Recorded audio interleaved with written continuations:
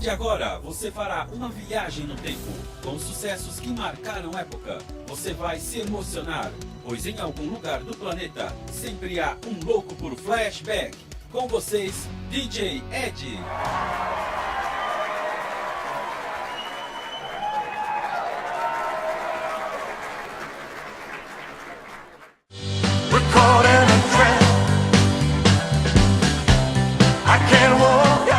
Muito bem, senhoras e senhores, diretamente do Estúdio 5 da Web TV São Caetano, de São Caetano para todo o planeta, está começando mais um Loucos por Flashback.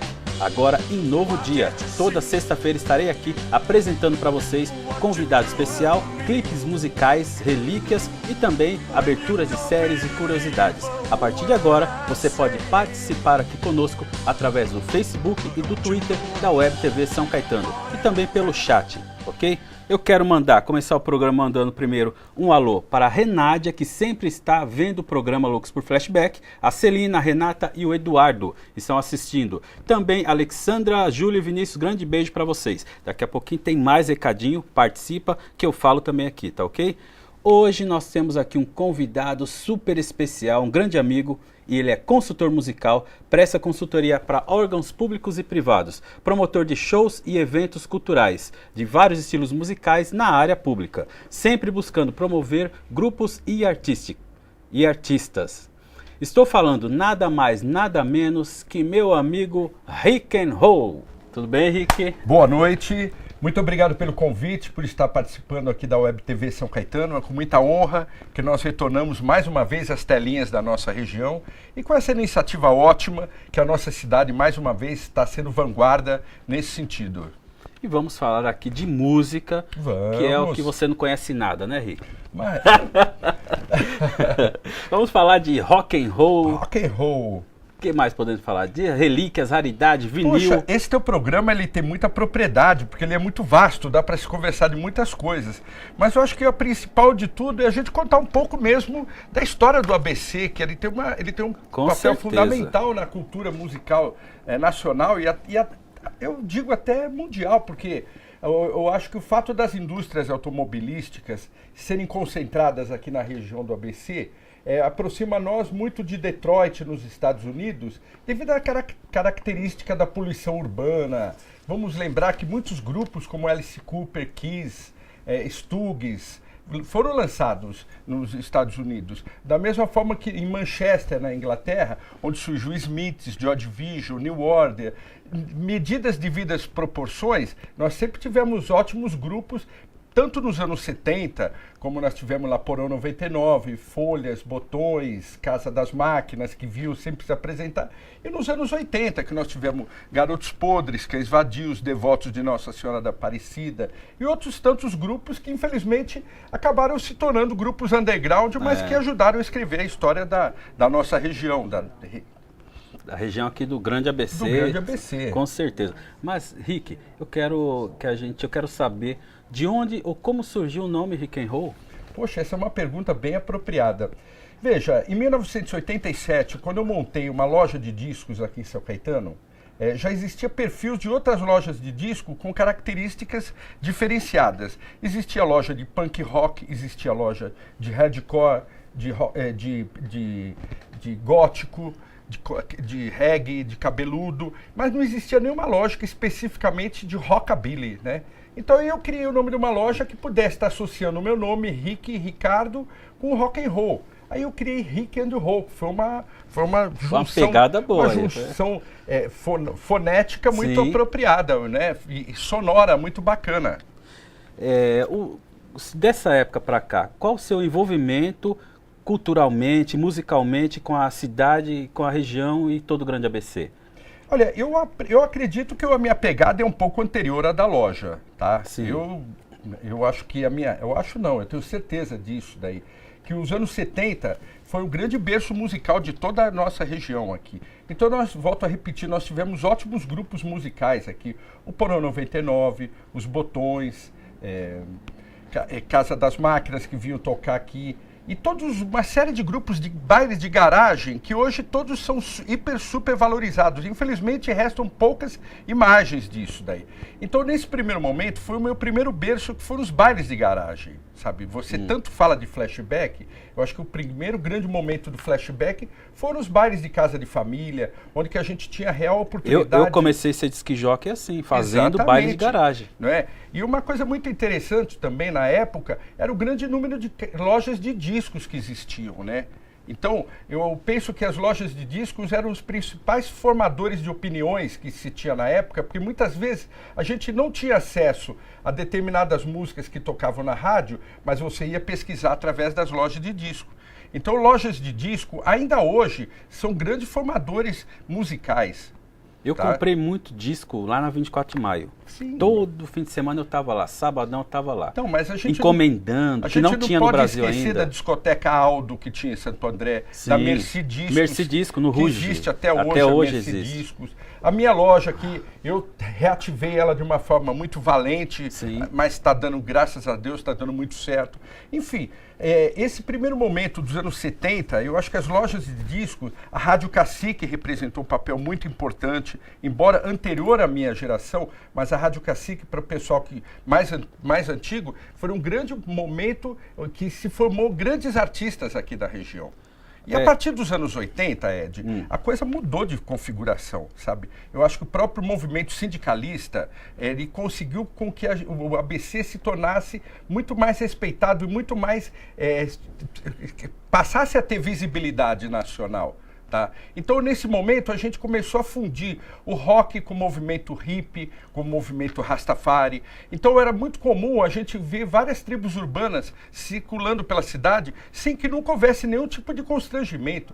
Você via punk, gótico, rockabilly, skinhead, careca, Rastafari, skatista. Cada um na curtindo a sua, sem nenhum tipo de violência. Tá? E o ABC ele sempre foi o nicho desse tipo de questão comportamental. Tanto que até hoje muita gente olha o ABC como terra de índio. Eu não vou para o ABC porque lá só tem maloqueiro. E não é nada disso, é porque a gente sempre teve uma atitude muito original. É isso aí. Hoje você acha que há uma retomada do valor cultural das lojas de disco? Eu quero acreditar nisso. Tanto que eu reativei minha loja, a questão de 2 anos atrás, porque eu vi uma bolha de consumo no mercado de discos, tá? Porque, embora a facilidade hoje de você fazer downloads, de você ter acesso à internet, mas nada melhor do que você ter o contato com a música diretamente com o próprio consumidor final. Muitas vezes, um detalhe, eu não sei tocar nenhum instrumento. Eu sempre fui muito esforçado, mas a minha aptidão técnica é 0. Mas eu sempre tive um ótimo ouvido. Então, muitas vezes a pessoa chegava para mim assim e falava, Riquet, você conhece aquela música que faz... Você já se mira. Aí na primeira nota eu já matava o que o cara estava cantando. Então essa faculdade, com o passar dos anos, eu fui ampliando. E hoje eu sou um exímio músico passivo, sabe? Que a pessoa tocou uma nota, eu já sei a música que está tocando. Eu costumo dizer que eu tenho uma memória fonográfica. Eu sei o disco, o ano que o disco foi lançado e a época do disco, com toda a característica emocional de cada período, que é muito importante isso também. Que hoje não é raro, hoje não se vê mais a história da música, a história do disco, dos artistas. O pessoal só curte hoje, né? A nossa geração já é diferente. Eu diria mais, eu diria que hoje é tão rápido, é tão efêmero, o sucesso ele é tão instantâneo que não dá nem tempo de você se apaixonar por uma mulher, você já se desapaixonou e já tocou uma outra música. O exemplo que eu estou dando, né? E tem diferença também, Rick, na letra e na harmonia das músicas. Isso é tudo, quando eu ouço música, no meu carro, na minha casa, a harmonia da música, a sonoridade, eu sinto tudo isso. Olha, eu vou te dar um exemplo bem apropriado. Hoje o pessoal está só nos pancadão. De uma coisa que aconteceu esta semana aqui. Muito bem, Bruce Springsteen esteve tocando essa semana aqui no Espaço das Américas. E sabe qual música que ele começou a tocar? Sociedade Alternativa do Raul Seixas. Então isso foi um tapa na cara de toda a hipocrisia da cultura brasileira que hipervaloriza, atenção galera, hipervaloriza o que vem de fora, e todo mundo que goza da cara do Raul teve que esperar vir um gringo americano tocar Sociedade Alternativa para valorizar. Enquanto isso, a Beyoncé tocou Leque, Leque, Leque, Leque no Rock in Rio e varreu a cultura nacional por debaixo da porta como se só se produzisse esse trash desse lixo, desse funk. Então, quer dizer, a imagem que está sendo vendida para o Brasil hoje é essa porcaria desse funk. Entenda bem, não é discriminação, eu respeito todo tipo de música, mas isso é uma mentira. E o que o Bruce fez foi uma hipervalorização da nossa cultura. Foi muito triste, a escolha da Beyoncé para homenagear o Brasil. Eu sou suspeito em dizer, eu gosto da Beyoncé, mas gosto eu acho também, que sou ela fãzaço pisou na dela. bola. Nessa parte aí eu também acho, Rick. Rick, você é um símbolo aqui na região, né? Ai, meu Deus. Que não, medo. você tem uma história aqui, você... Não, tudo bem. Fizemos até junto programa de TV no Canal 45 uma época, não é isso? Em 98, 99? Foi de 97 a 99, foram 3 anos lado a lado. E foi nessa época também que você participou. Como foi participar da novela da Rede Globo, que você apresentou o concurso de topetes? É verdade. Bom, tem uma pequena história antes disso daí, né? Quando eu criei a loja em 86, 87, eu precisava dar uma identidade visual para a loja. E foi aonde eu notei que os nossos ídolos dos anos 50, todos eles, em grande parte, usavam topetes e costeletas e toda aquela indumentária rocker. Aí eu falei, porra, eu vou criar um campeonato de topete entre amigos para a gente ver o que vai surgir. Então a gente fez um campeonato topete onde eu trouxe o Ed Ted, os Cris Isso aqui em São Caetano. Isso aqui em São Caetano, no Regional. Clube Gisela. No Clube Gisela, que foi uma coisa bem tosca, mas foi muito divertida. Em 91 nós fizemos a segunda etapa do campeonato de topete e por algum motivo a produção do Jô Soares viu que estava dando uma tremenda numa mídia, que a gente saía em tudo quanto era jornal. Né? Então nós temos no Estadão, na Folha, Diário, em todas as emissoras locais. Aí a produção do Jô Soares me chamou para participar de uma entrevista. E fui eu e mais os 12 finalistas, e foi um grande barato essa entrevista. E 3 anos depois, eu comecei a ver que... O Jô, isso foi em 96, né? 91. 91... A novela que foi em 96. A novela em 96. A novela em 96. Explode Coração, a novela. Foi em 96. Eu estou contando só essa história para a gente chegar na novela Explode Coração. Pode. Aí a Glória Pérez assistiu essa entrevista minha no Jô Soares e anotou isso daí como um mote, como um gancho para poder criar um personagem. E ela criou um personagem, o Guilherme Caran, que interpretava o Bebeto a Jato. Que de uma certa forma eu falei, porra, tem alguém me copiando, tem alguém seguindo meus passos. E como não me deram crédito nenhum, eu resolvi processar a Rede Globo. Foi bem básico assim mesmo, né? Falei, eu vou processar a Rede Globo porque estão copiando uma ideia que originalmente é minha, eu tenho tudo documentado, eu tenho fotos, eu tenho tudo que prova. E quando a mídia local entrou em contato com a produção da Globo, no mesmo momento eles me convidaram para ser o consultor musical do personagem do Guilherme Caran, que estava em baixa evidência porque ele estava perdendo um pouco o pé diante da questão de como lidar com um personagem que falava de rock and roll. Aí me convidaram para ir para a Rede Globo. Aí eu dei até será que eu vou? Será que eu vou? Dei aquela pensadinha, assim, aquele charme natural, mas não fui pro Projac, fui muito bem tratado, fiquei praticamente 3 dias ali, eles me investigando toda a minha vida para ver se realmente tinha fundamento, se era um personagem ou se era uma... E o processo ficou para trás, então, a partir desse momento, o convite? A hora que me falaram, imagina eu chegar em pleno aeroporto, indumentária de jaqueta de couro, topete brilhantina, óculos escuro, 40 graus, sofrendo ali. Mas que nada. Aí eu gravei a novela junto com o Guilherme Caran, dei uns toques para eles. A primeira coisa que eu falei para ele, ô Caran, pelo amor de Deus, não goza da cara de Elvis, não brinca com Elvis. Elvis é um mito, Elvis é muito sério. Se você falar mal de Elvis, você vai arrumar uma encrenca fenomenal. Aí, a partir desse momento, ele deixou de ironizar o Elvis e começou a realmente... Tanto que depois do final da novela, eu trouxe o Guilherme Caran aqui para São Caetano, a gente fez uma festa muito bonita aqui no Colômbia, quando existia o Colômbia aqui. Então foi um momento de glória. E para anunciar o grande vencedor, vamos chamar o supertólogo de São Caetano, Rick Ron.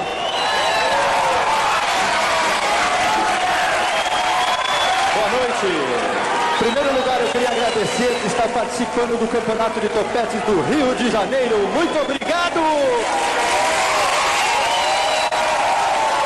E agora... aí está. O nome do vencedor do terceiro concurso de topetes do Rio de Janeiro é... Bebeto Ajato!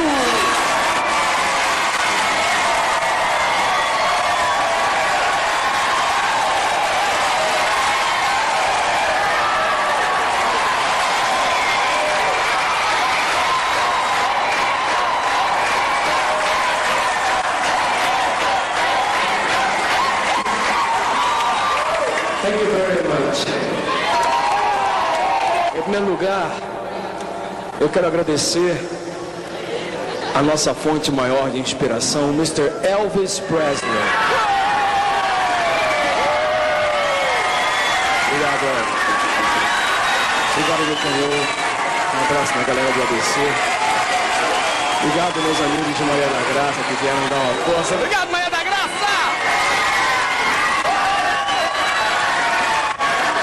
E eu queria dedicar essa minha vitória à minha mãe. A minha mãe que foi a primeira pessoa que me deu força, que viu que eu tinha talento e que se sacrificou muito para que eu chegasse ao estrelato que eu estou chegando hoje. Mamãe, obrigado!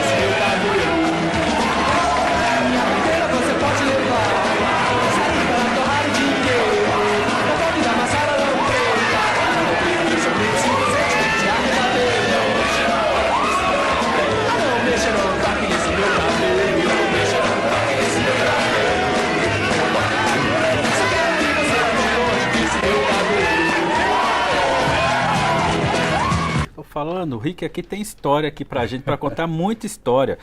Rick, a gente tem que chamar aí o intervalo, mas antes do intervalo, nós vamos ver juntos aí, depois cai pro intervalo, o clipe musical do Elvis Presley, Don't Be Cruel. Vamos ver juntos aí. Vamos!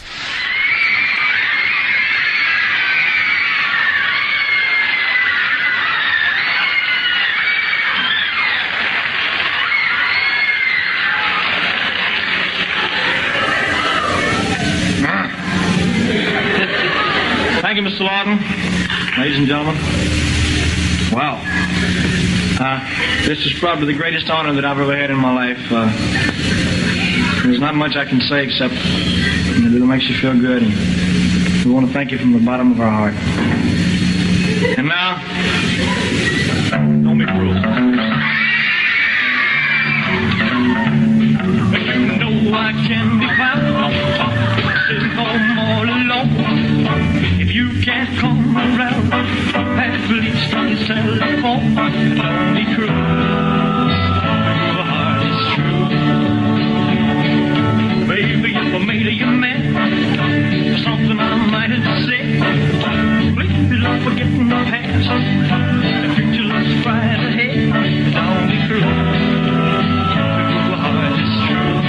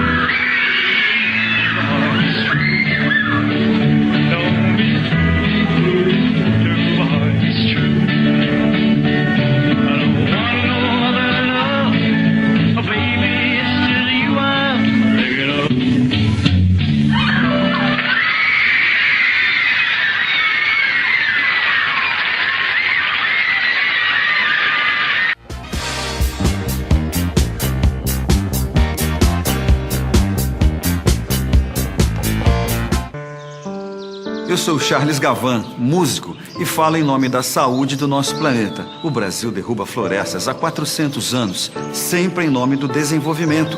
Está na hora de mudarmos isso. Eu sou o Dado Villa-Lobos e estou com Charles Gavan. Desenvolvimento não pede desmatamento. Por isso, nós assinamos pela lei do desmatamento zero. E você, tá esperando o quê?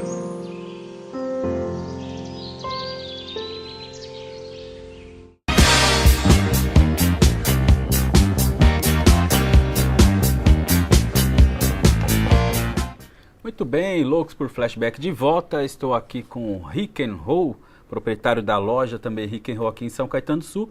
Estamos conversando, fazendo um bate-papo aqui da história do Rick em São Caetano do Sul.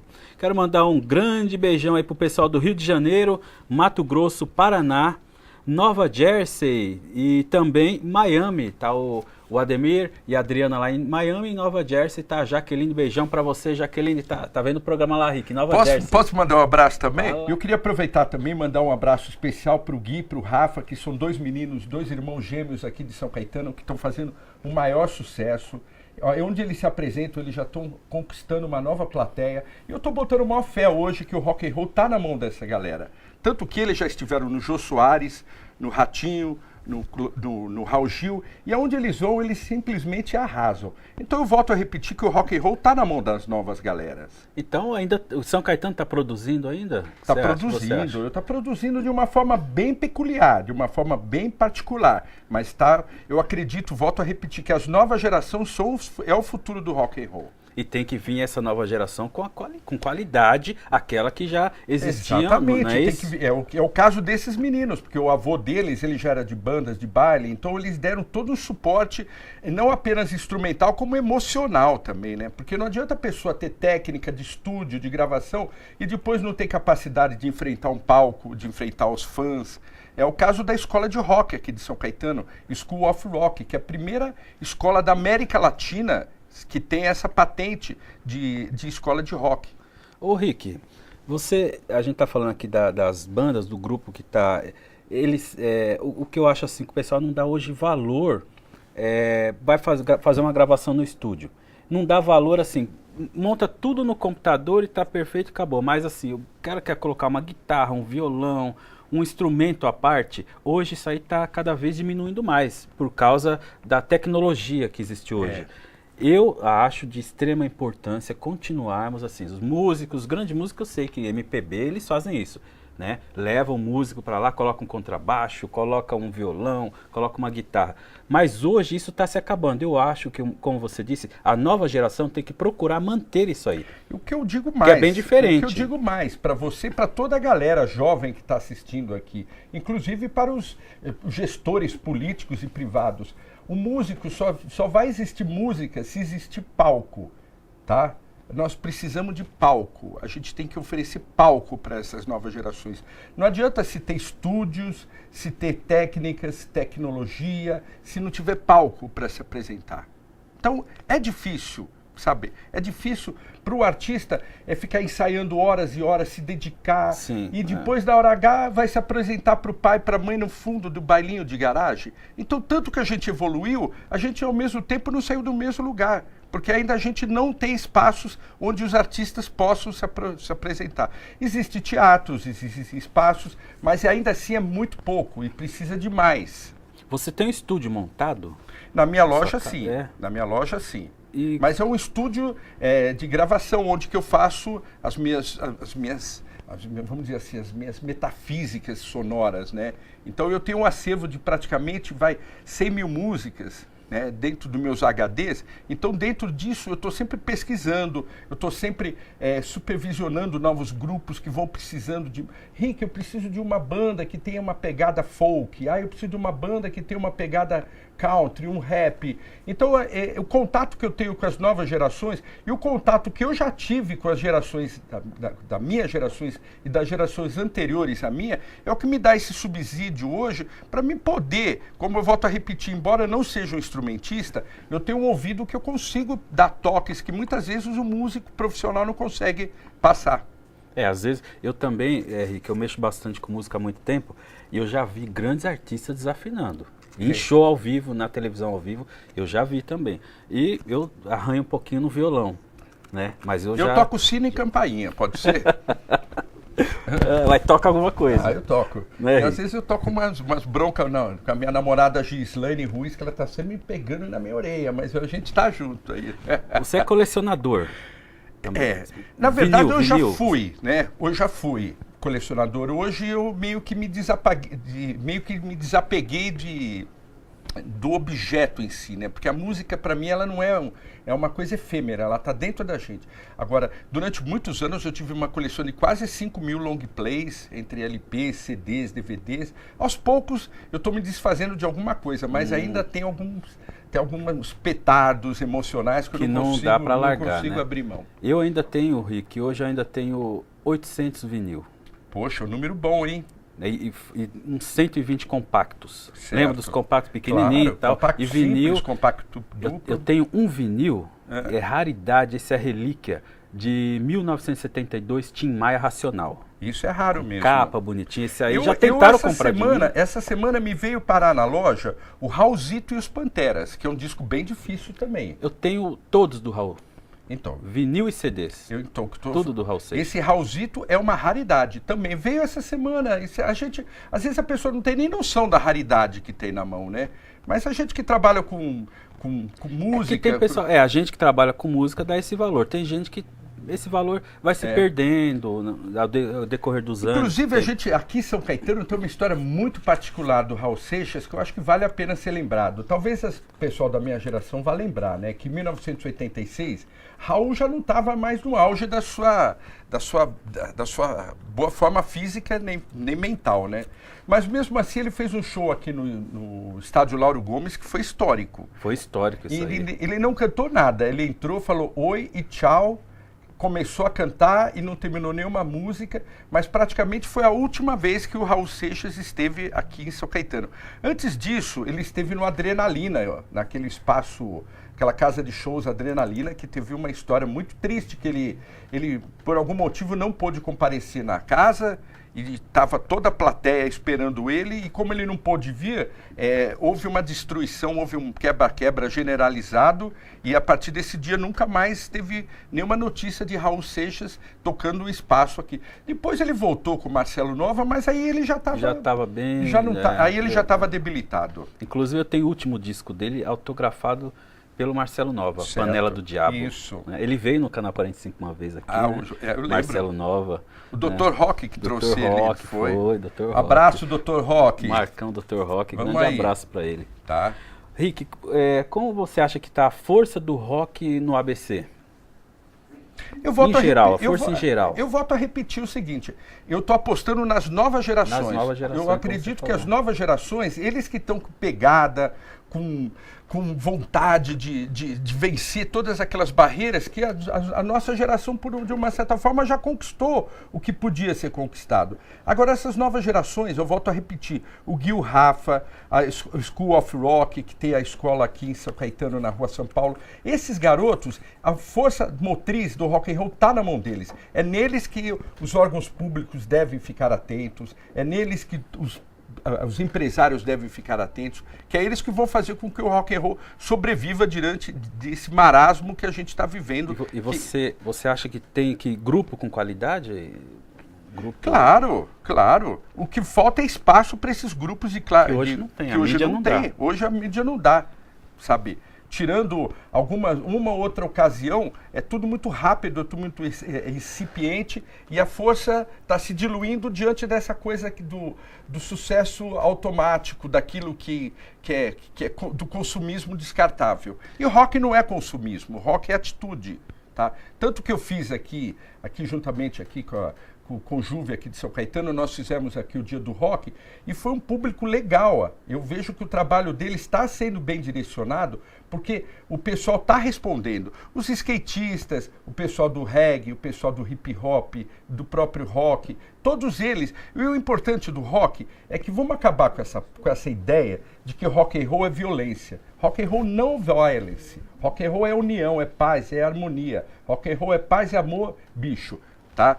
Então vamos promover mais festivais de rock, vamos tentar misturar as novas com as antigas, com as atuais gerações, porque eu acredito que esse liquidificador cultural é que a gente vai conseguir sobressair diante, volto a repetir, desse marasmo, desse cinismo musical que a gente está vivendo hoje em dia. É que hoje o negócio está bem... Tá punk. Não é? Eu vou perguntar também, tem mais uma pergunta do Festival de Topetes, mas eu quero a sua opinião sobre a importância das lojas como Rock and Roll para a divulgação das bandas. Eu sou suspeito a dizer, porque eu tive uma ideia maluca 2 anos atrás, quando ninguém apostava que uma loja de disco, porque todo mundo falou, Rick, você vai voltar com loja de disco, de vinil, em pleno século XXI, terceiro milênio? Você tá louco. Hoje é só download, hoje é só MP3. E algo dentro de mim cantou assim, vá, faça e prove que você tá certo. E foi o que eu acabei fazendo. Eu aluguei uma pequena salinha aqui no Centro Comercial de São Caetano, próximo das Casas Bahia, onde teve origem a minha loja nos anos 80, e o que eu tenho observado é que não só as antigas gerações têm prestigiado, como principalmente a nova garotada, porque está havendo uma bolha de consumo muito grande em relação a long play.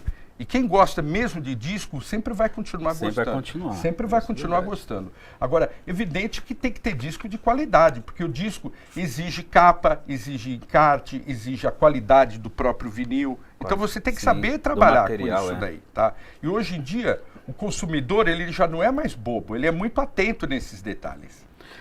Nós nem falamos aqui, a gente falou de Raul Seixas, mas você conheceu o Raul Seixas, né? Puxa vida, foi um grande momento histórico da minha vida.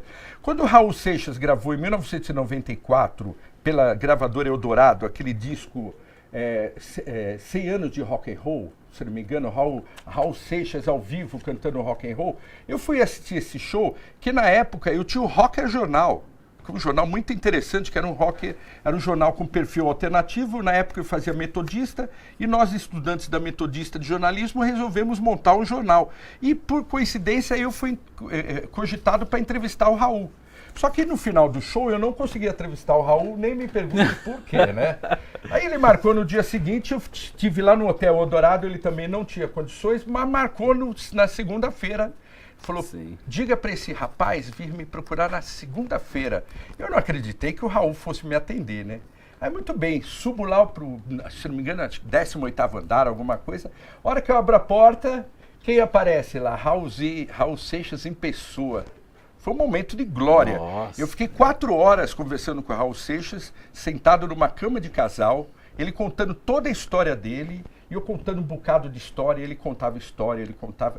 Por fim, ele tinha um litro de saquê escondido debaixo da cama. A gente bebeu aquele litro de saquê tudinho. Agora, o grande barato, Edinho, o que eu quero dizer é o seguinte, na hora que eu fui embora, que esse é um momento que eu nunca mais vou esquecer, e que vale a pena para todo mundo que está ligado aqui no WebTV, ouvir a genialidade do Raul. Quando eu fui embora e pedi um autógrafo para ele, você sabe o que ele fez? Ele pediu um autógrafo para mim também. Simplicidade. Então, por aí eu vi a grandiosidade do que é ser um rockstar, sabe? E o artista O artista maior roqueiro brasileiro. Claro que tem o Erasmão, tem a Rita Lee, tem uma série de outros aí. Mas o Raul, no momento que ele me pediu um autógrafo, eu falei, eu nem vou pra casa hoje. Eu vou virar à noite. Você tem ainda até hoje? Não tenho.